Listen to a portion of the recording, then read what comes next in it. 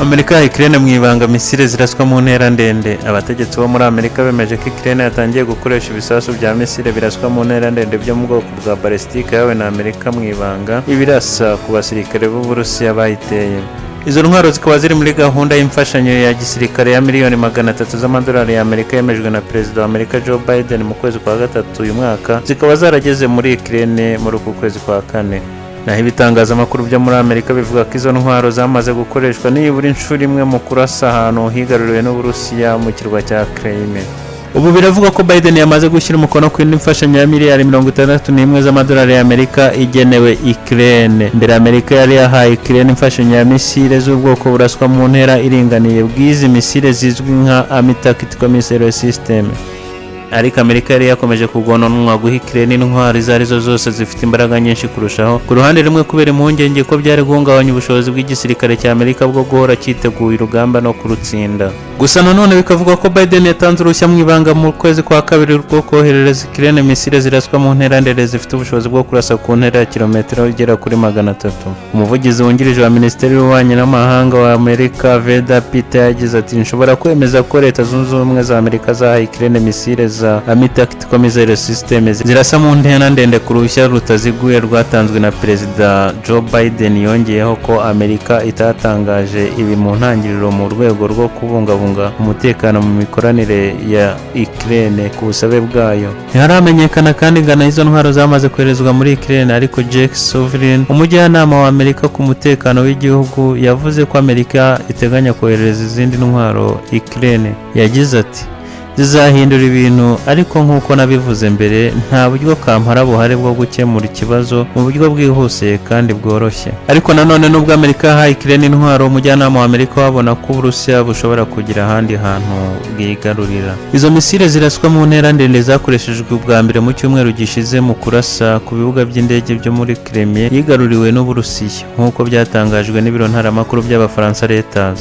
Bisubiramo amagambo y'umuyobozi wo muri Amerika utatangajwe amazina. Ndetse izo misile zanakoreshejwe mu gitero ku basirikare b'Abarusiya mu ijoro ryo kuwa kabiri mu mujyi wa Badonsk uri ku cyambu cy'amajyepfo y'uburasirazuba bwa Ukraine. Nk'uko byatangajwe n'ikinyamakuru The New York Times kuwa gatatu, Uburusiya bwavuze ko izo ntwaro zindi ntacyo zahindura cyane kuko intambara izarangira. Mu gihe mu minsi ya vuba hishize Ukraine yarushijeho gusaba uburengerazuba bw'isi kuyifasha mu gihe amasasu yari arimo kugenda ayibana make cyane, Uburusiya bwo bugakomeza gutera intambwe. Iyi mfashanyo yindi kuri Ukraine itanzwe nyuma y'amezi ibintu bitavaho biri mu gihe mu nteko ishinga amategeko ya Amerika hariho kwanga ko Ukraine yahabwa indi mfashanyo. Nyuma yo gushyira umukono ku itegeko ryo gutanga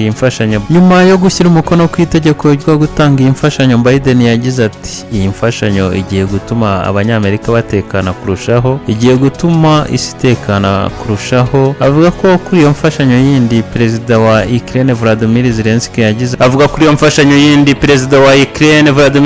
yagize ubu tuzakora ikintu icyo ari cyo cyose kugira ngo tugaruze 1/2 cy'umwaka twamaze mu maka no mu gushidikanya. Icyo Umurusiya wigaruriye ubutaka bwacu yashoboye gukora muri iki gihe, icyo Putin ubu arimo guteganya tugomba kumuhindukirana. Zelensky kandi aherutse kuburira ku igitero cy'Uburusiya kitezwe kuba mu byumweru biri imbere, nyuma y'uko Ukraine itakaje umujyi wa Avdiivka ukigarurirwa n'Uburusiya mu gihe cy'ubukonje bwinshi muri Gashyantare uyu mwaka. Mu mezi ya vuba hashize abasirikare ba Ukraine bagize ikibazo gikomeye cy'amasasu adahagije n'uburyo bwo kwirindira ibitero byo mu kirere. Abategetsi bo muri Ukraine bo bavuze ko gutinda kw'imfashanyo ya gisirikare ya Amerika n'ibindi bihugu by'Uburayi byo mu burengerazuba ariko kwabaye intandaro yo kubura ubuzima no gutakaza ubutaka. Kuwa gatatu, Sullivan, umujyanama wa Amerika ku mutekano w'igihugu, yavuze ko bishoboka rwose ko Uburusiya bushobora kugira ahandi hantu bwigarurira mu buryo bw'amayeri mu byumweru biri imbere. Kuva Uburusiya bwatera Ukraine ku itariki ya 24 Gashyantare 2022, kuwa gatatu Sullivan, umujyanama wa Amerika ku mutekano w'igihugu, yavuze ko bishoboka ko Uburusiya bushobora kugira ahandi hantu bwigarurira mu buryo bw'amayeri mu byumweru biri imbere. Kuva Uburusiya bwatera Ukraine ku itariki ya 24 Gashyantare 2022, abantu babarirwa mu bihumbi za 100 biganjemo abasirikare barishwe cyangwa barakomereka ku mpande zombi, naho abaturage babarirwa muri za miliyoni bahunze ingo zabo.